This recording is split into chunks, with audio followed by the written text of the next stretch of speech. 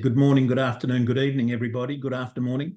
My name is Andrew Charlton, and welcome to this month's monthly EACI, European Aviation Conference Institute, and GARS joint webinar, which remarkably, given that it's a monthly webinar, we do each month. Today, we are talking about a very, very specific, but I think very fascinating and completely as yet unplumbed topic, which is the interface between AI, and you may remember that we spoke to Alex about that some time ago, the interface between AI and aviation safety, and looking at that very largely from a legal perspective, because at the end of the day, and I know I sound like a lawyer now, at the end of the day, safety also turns into legal considerations and legal procedures and legal so forth. And I'm delighted to say that we have Samar Nawaz, who is actually a practicing lawyer in Pakistan, but has quite rightly and fully to be commended, thrown off the burden of being a lawyer, and I recommend that course to anybody who's ever studied law, has thrown off that burden and is now a PhD student in the interface of AI and unmanned air transport at a university in Oslo in Norway. So quite the career change. So I thank you so much, Samar, thank you so much for joining us today. Have I introduced you adequately? What is your PhD about? Thank you so much. It was a very wonderful introduction, by the way. Oh, you were just saying that to be nice. Yeah. It's very rare that I get introduced like that. So thank you so much, Andrew, for that. So you're right. I'm doing PhD currently at University of Oslo, and I'm also at Peace Research Institute Oslo. So we are working on this research project called Regulair, which deals with the safety and security challenges of civilian drone integration in the European airspace. So we look into different things: safety, security, regulatory challenges with the EU in our focus. So right. So even though you're in Oslo, this is an EU project. Yes. Yeah. Okay. And to what extent is AI a sort of a given? To what extent is AI part of unmanned aviation or uncrewed aviation in the way that it absolutely isn't in traditional commercial aviation? So traditional aviation is also automated, as many people who have joined us would also say, and you also know that it's automated to a great extent.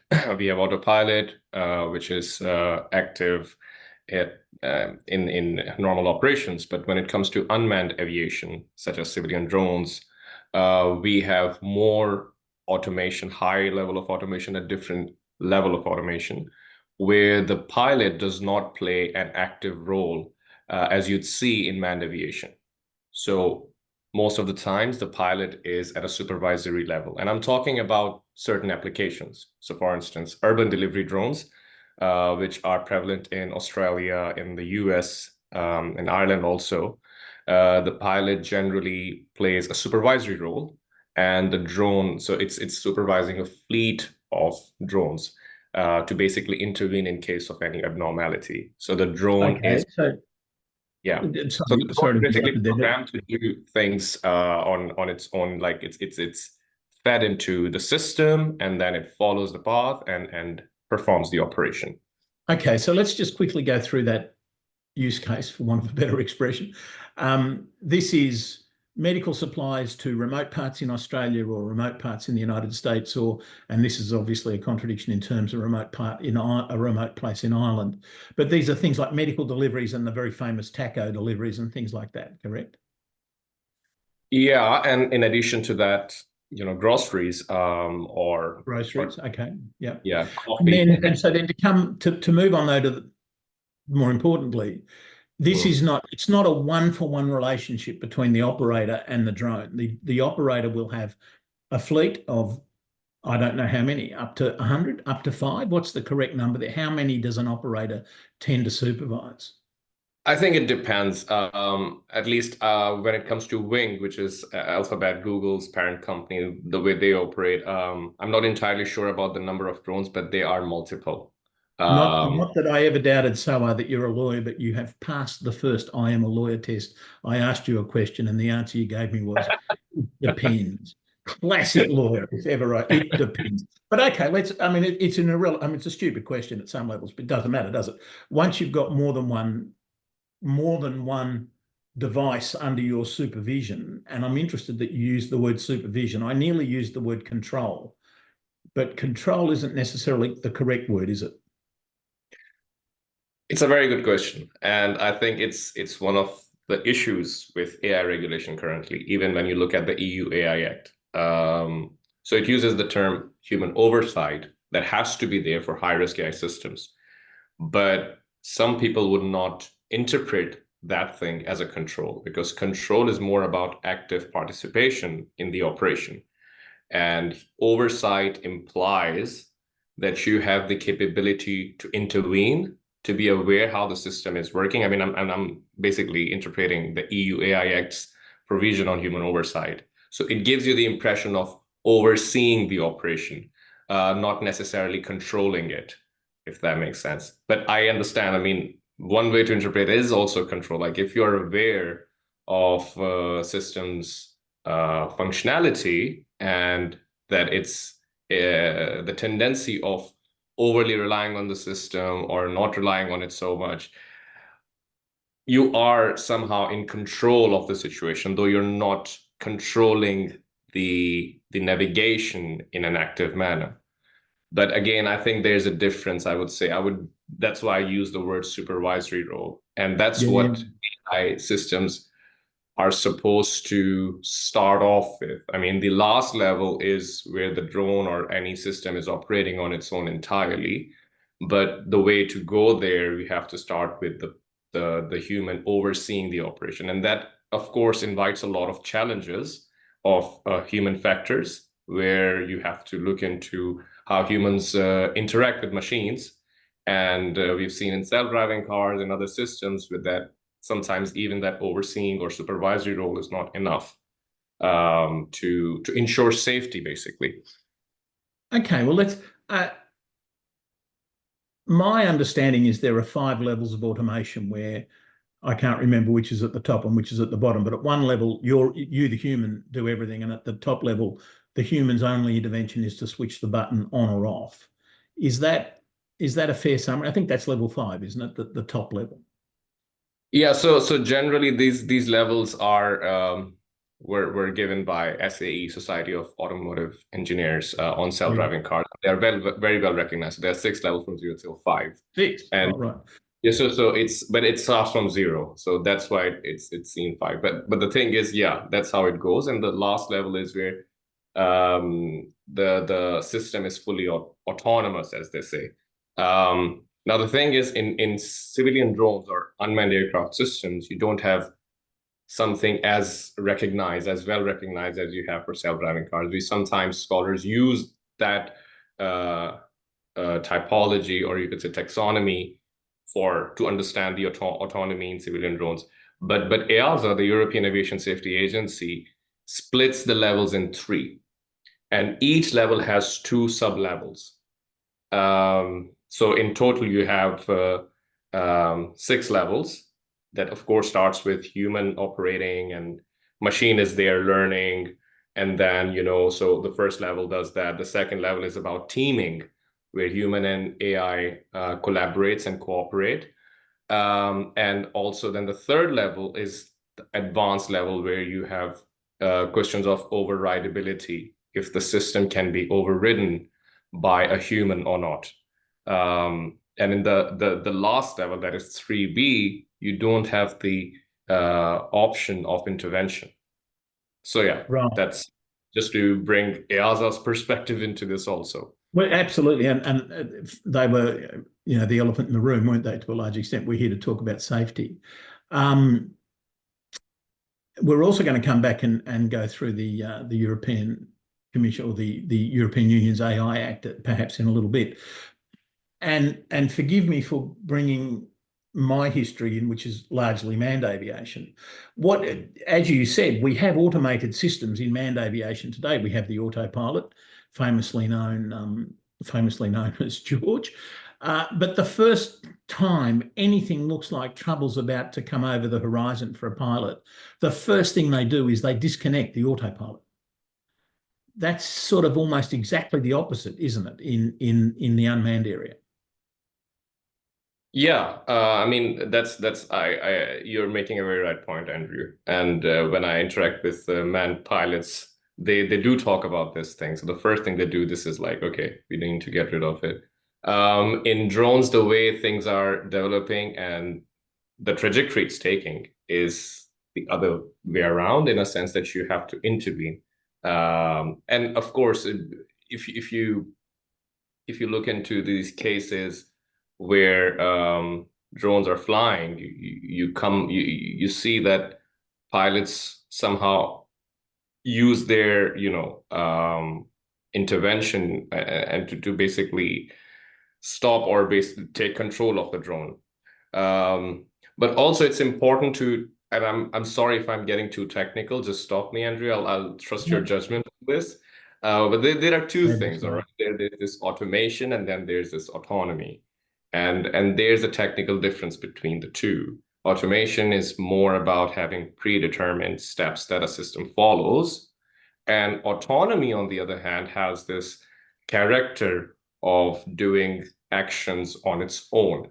So learning from the environment and then performing certain action. That is autonomous. And that is considered more serious, or that implies more risk as compared to automation, where the system yes, is... absolutely. But interestingly, when you said EASA has 3, call it 6 levels of sophistication, it was down at level 1, and I mean that nicely, but down at level 1A and B, where the machine is learning stuff. Isn't that actually what you're talking about now? Isn't that exactly what you're talking about? The machine develops autonomy. One way to if you never use it.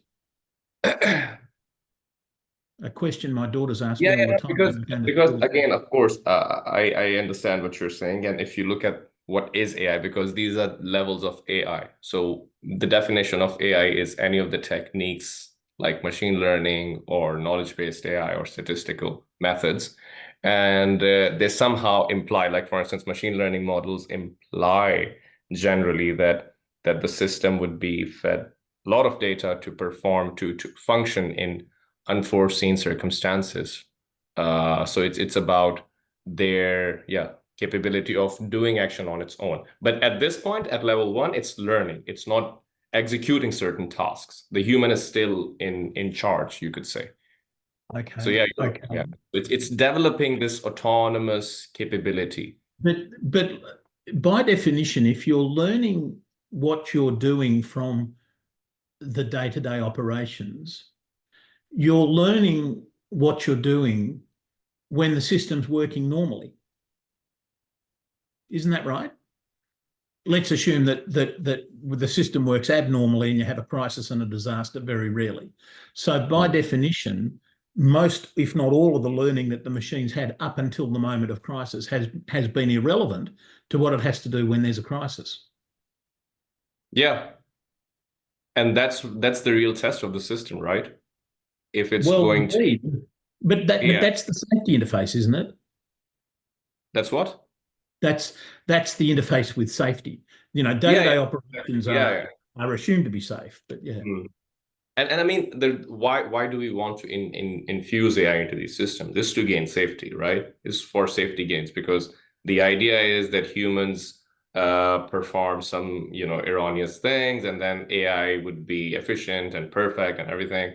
So why not just delegate safety tasks to these systems? So of course, that's the idea of of these systems performing safety functions, and of course, when the crisis take place. So yeah. But but my trouble is, if the machine will only know what it knows, it will only know what it's been taught. I mean, isn't that the nature of AI learning? It takes the stuff that's out there and absorbs it. So, but almost by definition, a crisis is a crisis because we don't know what to do in this situation. We've never done this situation before. Are we confident that the AI systems have the capacity to pick that up and to excuse this expression, run with it, know what to do, control the process? No, I guess this is a problem, right? Can you basically rely on these systems to perform in those in such crisis? Yeah. And this is where the technological issues or technological shortcomings can be found. And we don't yet have such robust systems. And that's why, regulatory frameworks are supposed to put guardrails around it. And so if you're putting AI systems, it needs to be robust and it needs to be reliable. But at this point, my understanding, I'm not a technical person, but my interaction with people from technical backgrounds and also from regulatory or policy making circles tell me that we are not there yet. Though the push is too much over there, like, oh, we need fully autonomous systems and they can do everything. But reliability still remains an issue. And just to add in to that, so EASA came up with these guidelines 2 months ago for levels 1 and 2. They're very abstract, they're very broad, they're not super specific. And in their view, this jump from level 2A and upwards, where basically human-machine collaboration takes place, is something that will require technological breakthrough. So they don't see that happening anytime soon in general. And also, just to add into that, yes, by nature, the system is supposed to learn from its environment and perform certain things, but it boils down to what kind of tasks are you delegating to that system, while you are not completely confident that this system can perform well in safety crisis. So hence this leveled approach comes in, but that also brings certain challenges because you need context, even within, manned aviation, you have a lot of areas where automation can take place, and you need to gauge whether it would be super risky, basically, to have AI systems control the safety function in that area. So, you have aircraft design, and you have ATM, you have other functions like environmental stuff and all that. So it depends on which area are you infusing autonomy and what kind of technology you're talking about. So it's tricky. Yeah. And we haven't, I mean, there's a number of issues that we have to touch on. And one of them is the whole ATM area. And it's one thing to talk about a single drone in operation or a single fleet of drones operated by one operator. But of course, it becomes significantly more complicated when there's a second fleet of drones operated by a second operator moving, perpendicularly to you. I'll come back to that though in a moment, because you've touched on, I think, what we want to talk about most today, which is the legal framework for safety in aviation. I guess I've got a number of questions. One is, please explain to us the EU AI Act. And secondly, and as part of that, how does the EU AI Act react to or interact with EASA's recent decisions and, as you say, the specifying of the first 4 of the 6 levels of automation? You'll start at 10. All right, so I'll try to summarize things, and just so you know, I mean, it's clumsy. I'm sorry for the wording. The AI Act is I don't know. I mean, it evolved into something that I'm still trying to grasp, but I'll try my best to summarize it. And sorry, just you're saying the EI Act itself is clumsy. It is. It's a Yeah, bit well, clumsy. you know what they say, Samar. If you like either law or sausages, don't watch them getting made. They're usually compromises. All right. So summarily, how does it interact with aviation framework? So AI Act, the way it applies on high risk AI systems, and that's very crucial over here, is that there's a whole annex about harmonized regulations, and the basic aviation regulation 1139/2018 forms part of it. So if any AI system is being used as a safety component of any aviation product, which falls within the framework built by the basic aviation regulation, would fall in the would be applied. The AI Act would apply on them, on those systems, provided that there are provisions on conformity assessment related to those products. Right. So just for our listeners, for clarification there, what you just described as the AA is the AI Act, correct?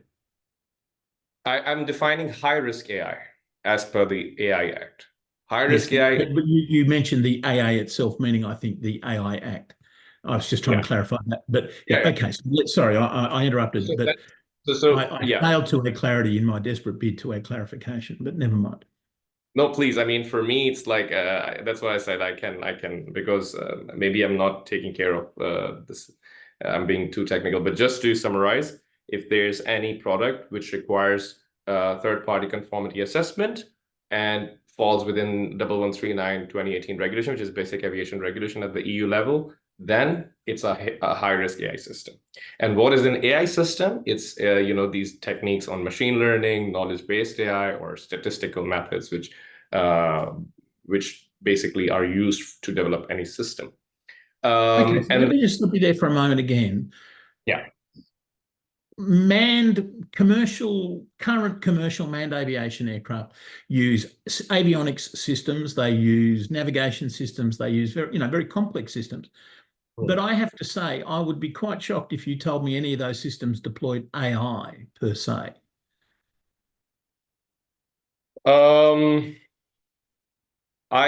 So per this definition, I mean, first of all, just an important disclaimer. I'm not an expert in the general aviation field, and I'm not sure. I can't comment on the fact that whether they use it or not. But I know that the AI systems usage is not there per the EASA guidelines and everything. Things are still at a traditional automatic level, like softwares which have been there, like software in conventional sense. Not traditional software as opposed to AI software. Yeah. So as I said, automation is there, but do you have the AI self-learning element over there? That's questionable. But the thing is, from regulatory perspective, things are still being developed to provide more guidance on those systems. But that's how AI Act applies. So high-risk AI systems, and then AI Act prescribes certain requirements for such high-risk AI systems. And those requirements are that there should be human oversight, that there should be transparency, you have to have record keeping, you have to basically follow those broad sort of requirements for high-risk AI systems. And how it would apply on the systems is that there would be a lot of standardization that will take place. So as I said, AI Act cuts horizontally to different sectors, and that's why it provides very broad requirements.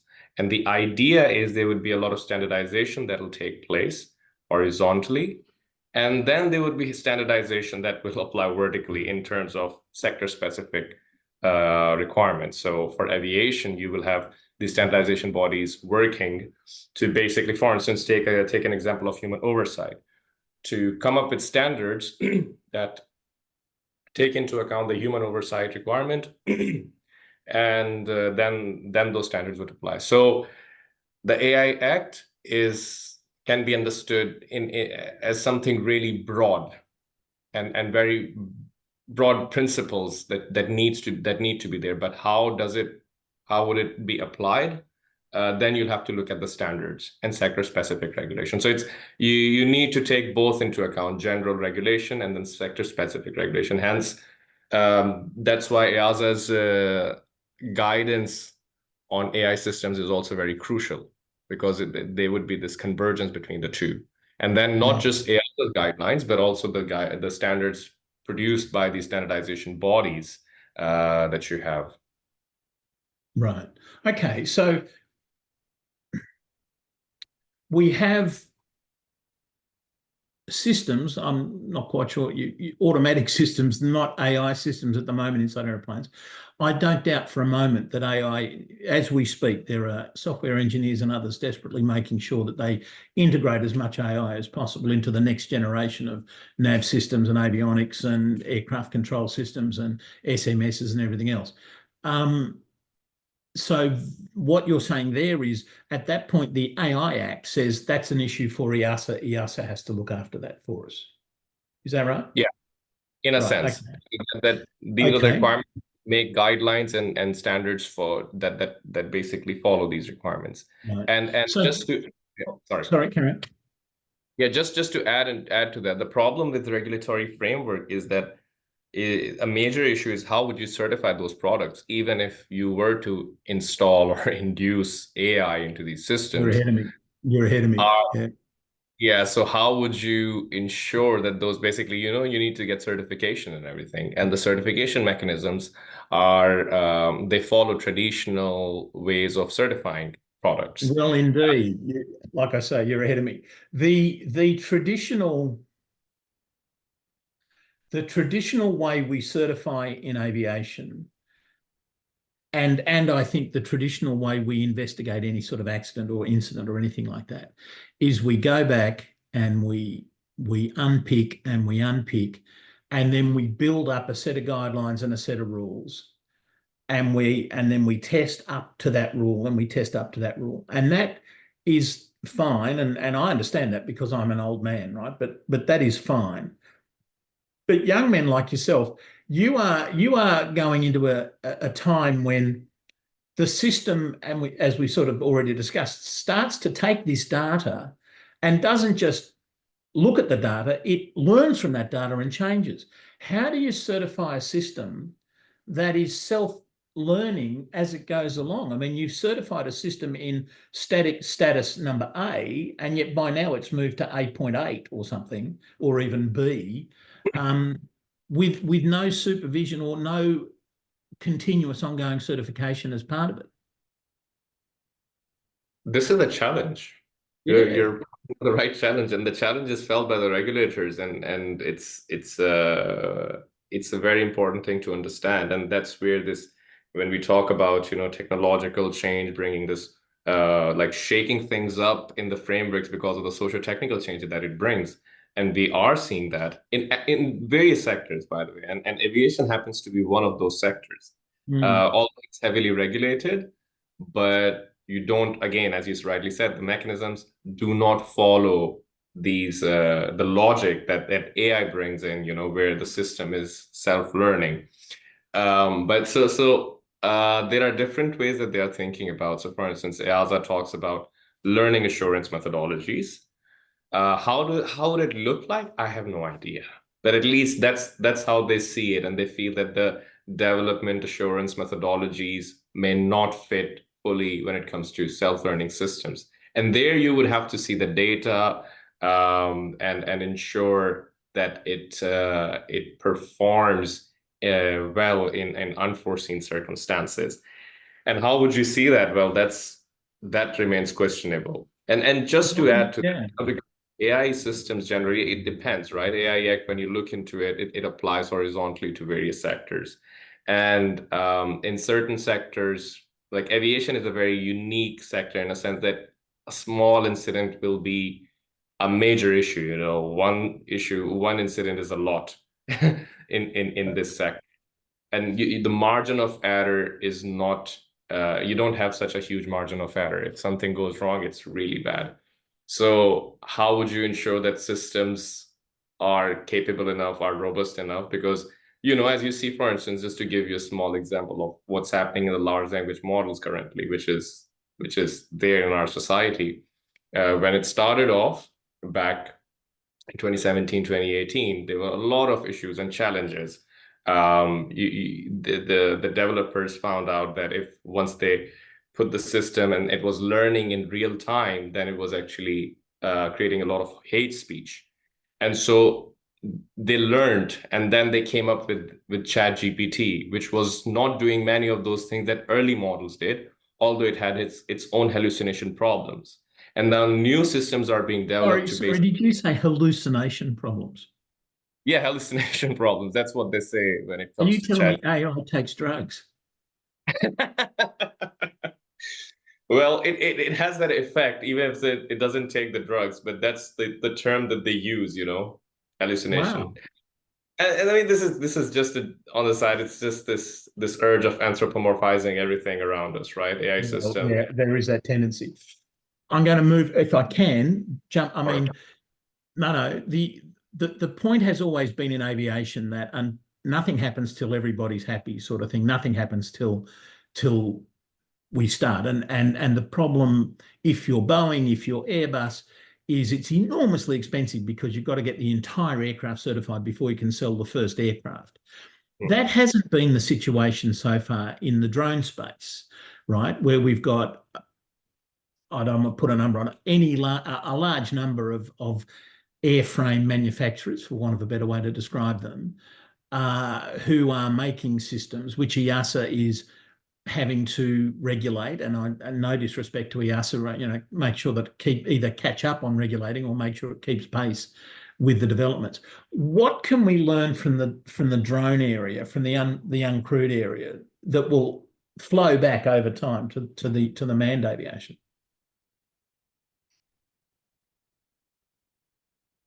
So that is a major change, as you're rightly pointing out. The unmanned aviation differs from manned aviation because one of those factors is that it's easy to make them. It doesn't take a huge infrastructure to develop these aircraft, and you don't have to do much to be an operator. And that also implies that there would be a large volume of unmanned aircraft in the civilian airspace, more than manned aircraft. For me, basically, in traditional aircraft, as I said, it's heavily regulated, and it's good in a sense that you have these systems which go through this huge scrutiny once it's there. With drones, you have a problem, because first of all, I mean, there are two things. Number one, to comply, and how do you ensure that everybody's complying with it? I can't make a manned aircraft, if I want to, and just fly it. I mean, I need so much resources. So of course, if I'm going for that, I will have to go through this whole process. But for drones, you don't have to go through that. And that means you can create a lot of safety issues intentionally or unintentionally through drones. So what they're doing currently, it's the other way around. The question that you put, I think they're seeing it the other way around. What can we learn from manned aviation that can be applied on unmanned aviation?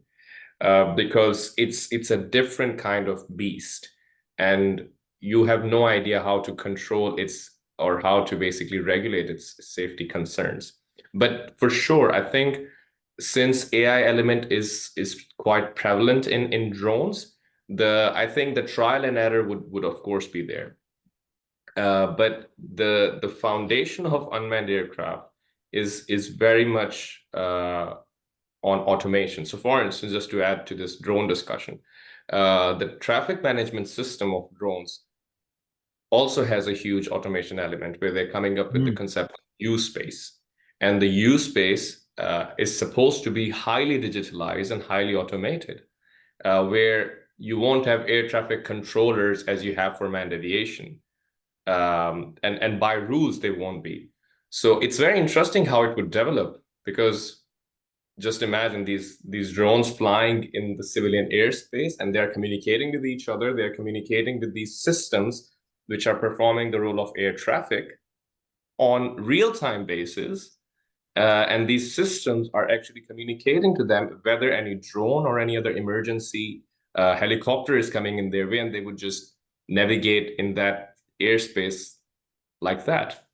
So a lot of automation will take place there, and perhaps that could be a way to understand how these systems work. And since they would be using the aerial space, perhaps certain parameters or some new standards can take inspiration from the work done on drones. But at this point, it's difficult to say. Well, two questions immediately come to mind for that. The first one, of course, is it's ironic, isn't it, that what you're suggesting is that the humans learn on a sort of an iterative process what's going on here about the use of AI, when I've always understood that how AI works is to be an iterative learning process. But the second question, I guess, is from an ATM perspective, and I'm very keen to dig into this a little bit. But from an ATM perspective, and the interface between ATM and U-space, if I'm an air traffic controller, should I be worried? Is U-space coming to get my job? Oh, I think there is this worry. But I mean, when I talk with air traffic controllers, there is this worry, of course, the same for pilots and for the air traffic controllers. But another part of the worry is, first of all, oh, are they replacing me? And second is, how would I communicate with them? You Mm. know, how would you ensure that the communication is more safe and robust? These systems, and also important thing is that drones would be flying at a lower airspace, right? It won't be at this higher airspace with man. At the But moment. Mm. at the moment, but then of course you have urban air mobility and whatnot coming in. But the thing is, there would be some instances where the communication would be important. And how would that take place? The human-machine interface would come in. But surely, I mean, as we just talked about, that perhaps this will provide more inspiration, or oh, well, things could be automated in air traffic control also. Look at this, drones are flying, they are detecting and avoiding obstacles, everything is running smoothly. So why not just apply it on manned aviation and air traffic? And there is definitely a push, and the Eurocontrol body basically it organizes this AI forum. I think it did this year and last year also, and they are committed to somehow find ways of automating or infusing more AI in air traffic matters. So yeah, the push is there from different angles, and I think this will provide some inspiration. To come back to one of our very early points where I said we're going to come back to later, well, here we are. It's easy when you are the operator. You've got a fleet of, I'm making this number up, let's say 5 devices out there delivering, pizzas and tacos and urgent medical supplies and what have you. And you are supervising what's going on. You can make sure that they don't bang into each other. You can make sure they sequence themselves into arrival and departure processes and so forth. That's terrific. But now all of a sudden I've arrived and I've got 5 devices as well, and I want to operate them to and from a place adjacent to your place, or getting into the same hospital or whatever. How do we handle that? Historically, how we handle that is we assume that the device at the end of the network is stupid, and we control everything through the center. And in other words, we have a human. But what we're watching with these devices, isn't it? Well, sorry, let me ask that as a question. Is what we're watching with these devices similar to the situation with telephones, where the intelligence is moving rapidly to the end of the network? In other words, your phone is significantly smarter now than the operator who used to connect you through and make all the calls and so forth, or make the calls happen. And the drones are going to become, aren't they?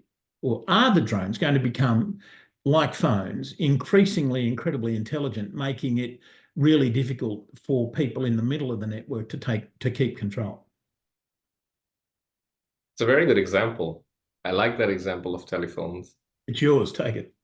So somebody also gave an example. I'm sorry, I'm a bit. It's just another example. Maybe it would be interesting for audience on this. Aramis, the thing about, it was also about automatic. I think it was regarding railway tracks or something a few decades ago, and Bruno Latour also wrote a fictional-ish book on this. But again, it was also very much interesting to see, and it failed and all that. But yeah, this example of telephone is very interesting. And then you question, if you put human in the loop, the in the loop thing comes in, would it be effective? What would you gain? The things are happening. Everything down. I mean, the thing, as you rightly said, I mean, the whole logic changes, right? The systems are communicating with each other. There's a huge fleet of operators. And I'm talking about this hypothetical scenario, and you are human. Are you in full control of what's happening or not? And can you be expected to be in control? Can you be expected to intervene more effectively when the systems are just operating? Like you said, telephone, it's like one call to another, and then you're sitting as an operator. What are you doing? You're just there as like you slap a human in this whole thing and see that, like, oh yeah, we've complied with the rules. But for sure, and the thing is, that's why this use space kind of concept comes in, right? That If you are bringing, as to continue with the example that you gave early, if you're bringing your fleet of drones and I have my fleet of drones on top, but first of all, you have to seek permission, and the authorization of your flight will be given by that system. And that system would have the knowledge of all the drones flying in that use space. And then it will tell you. You come back to the example then. You've already filed for permission from the use space system. I don't know what it's called. And I come in and say, I want to fly these 5 flights as well. The system then says, oh, wait a minute, we've got an overlap here between Samar's flight and Andrew's flight. Yeah. And then it says, hey, I'm going to sound like a lawyer here, tempore est, first in time prevails. Samar filed first, so he goes directly, and Andrew filed second, so he goes second, or whatever. I mean, I don't know how it sorts that stuff out. But those rules are presumably written at some point by a human. Exactly. Whether it's the human in the loop or the human over the loop, perhaps, is an interesting question as well. The human supervising the loop. I'm not sure how that all fits together. But to come back to the safety point and to come back to the legal liability point, or indeed to get to the legal liability point, so far so good. I can see that working. I can explain, as you said early on, the AI Act calls for transparency, calls for record keeping and all those sorts of things. If there is a disaster, heaven forfend, but if there is a disaster, what happens then? You know, my drone collides with your drone. Some poor person on the street has a pizza land on their head and it burns them, and it's very awful. And I won't allow my lawyer's brain to go further down the disaster line there. But the question now is, because the question always is, who do I sue? Yeah. Who is liable? Now, my drone collided with your drone, nasty pizza incident, terrible burning, in fact, and that person stood in front of a car and the car swerved. You know, I could go on for hours. But the question is, who is liable? What's your, free advice is always worth what you pay for it. I fully accept that. But what's your view on who might be liable in that situation? There are 2 things. Who would Here we be go. liable? It depends. Yes. No. Let me. I'll give you an answer. Don't worry, Andrew. This No, won't go. no. I will definitely try to give you an objective answer. But there are 2 things: who would be liable in terms of the framework, and then who should be liable. That should also be. Okay. Very good. Okay, so let's start with who should be liable, and then we'll get to the second. Yeah. I think, since even if a system is autonomous, there are humans involved in its making, in its development. The people who take decisions, who embed the data and everything into these systems, the designers of these systems, which are not given such an explicit treatment in the regulations on AI generally. And they are the ones who should be responsible for the safety, for the security, for ensuring that the system is working fine. You see the tendency of rules to put it on people involved in the operational loop. Like in drones, you have pilots taking all the responsibility, and again, just slapping the human in. The point is, when we talk about human out of the loop discussion, I don't buy that, because humans are always there, either at the design level or at the operational level. When we just, blindly, I'm sorry for the word, but, without thinking too much, just put it on the pilots or the people involved in the operational phase without basically seeing what's happening behind the scene, we have a problem. Because surely the operator will be sued, and it would come down to pilot's responsibility, because pilot is responsible for ensuring that the flight is safe for all sorts of operations, by the way, in drones, except for the fully autonomous ones. So even for the operation where there's a fleet of drones, the pilot is still responsible for their safe functioning, even if it's just pressing. Even though the pilot, you and I, both of us, have filed our flight plans.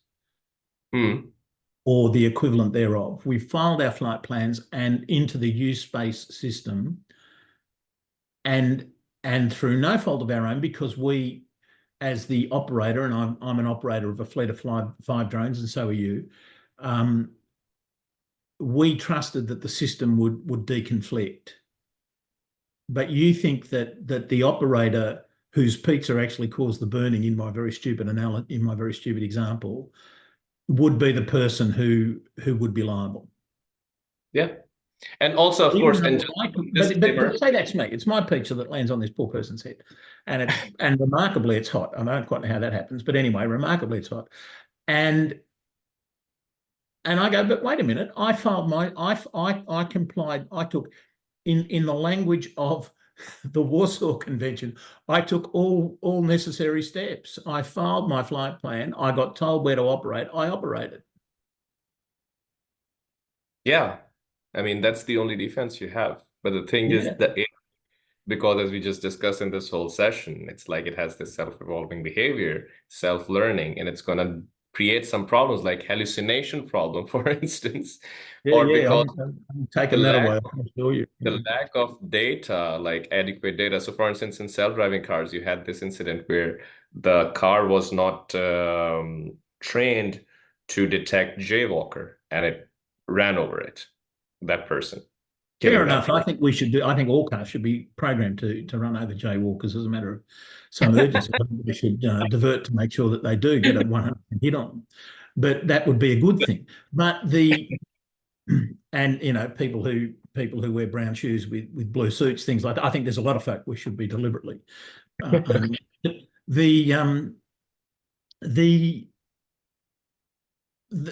My defence then, I mean, well, I guess this is a really left field question, but allow me to ask it. Are drone operations going to be covered by what is now the Montreal Convention? What was the Warsaw Convention? I honestly, I have no expertise in that. I would not be able to comment on this. I guess the answer is no, because that's about accents on board. But then is it the Tokyo Convention? I'm an aviation lawyer, apparently. I think it's the Tokyo Convention, covers damage. Your guess is better than mine. Let me just say that. It used to be. But we have conventions in aviation for damage caused on the ground. Yeah.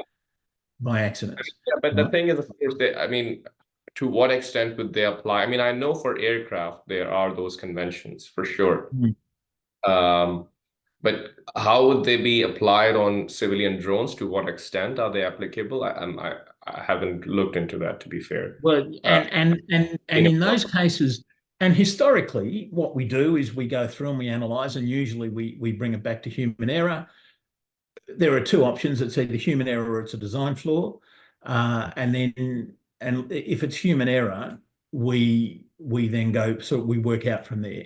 So I guess the question is there human error for an operator? That's question A. And question B is, and I think this is what you were saying earlier on, who should be sued is the designer, the person who designed this system in the first place. Did I get that right? Yeah. My suggestion is to actually bring and look into that whole process. That should not be taken in a traditional way. Oh, the designers have made this system, but the operator is responsible the way you use it and everything. But no, the systems, the way they are designed, they have to have certain things built into them by design. And for that, you cannot hold. Of course, operator will have to go through this compliance. Will comply with all the requirements, but of course, it's got to be operated properly. But okay, but then we come back again though, and we're sort of coming back to the start of our conversation, which is a useful thing to do, I think, which is that when we certify design now, when we certify equipment onto an aircraft or an aircraft into the system, we assume a number of things. One is, of course, well, first of all, we test it at every step of the way, and we test its physical ability to withstand shocks, but we also test how the software works, and we test and we test and we test. And then we assume that every exemplar that gets certified, that gets authorized to operate, will be identical, right? That once we've authorized the A320, every A320 will look like the authorized system. And to the extent that there's a variation, you've got to go and get a special certificate, okay? But in an AI system, leaving aside for a minute the risk of hallucination, in an AI system, there's even normally, we're expecting iterative improvement all the way along. And so I guess my question is how that makes it really hard for the EASAs of this world, the EASA, FAA, whoever, to certify the kit, to certify the equipment, because the equipment is never stationary. Leave aside the joke there that, of course, it's aircraft, you don't want it to be, but the equipment is, the design of the equipment is never fixed because the system itself keeps improving. Well, we hope it's improving, not getting worse, but Yeah. put my finger on the problem. Should I be writing a PhD at this juncture? That calls for because I don't know the answer. No, but and it's very technical also, right? Because I mean, we can talk about this, but it's a very valid question from technical perspective. Of course, Andrew, you've been in this field for a long time, and you understand these technicalities when it comes to certification mechanisms. And yeah, you're on point. Even if you follow EASA's levels, what happens in level 2B and for level 3? That means you would have systems that are very the systems would not be functioning or performing, or if I should use the word, would not be taking certain decisions. The decision will be by a human. Human would see if the system is producing the right kind of output, the safest output, basically, and to take decision on it. But yeah, no, I think this will be an issue. And also, there would be a lot of work happening soon, and it's already happening in standardization circles. Because I mean, these issues are not just specific to aviation. It's specific to other. It's about self-driving cars. It's about medical devices. It's about a lot of issues where AI is there. And how do you certify basically that, okay, these systems or the data is sufficient, that it's able to perform well, that it's secure, because that's another issue, cybersecurity. Whether it provides these Haven't rooms started to think about that.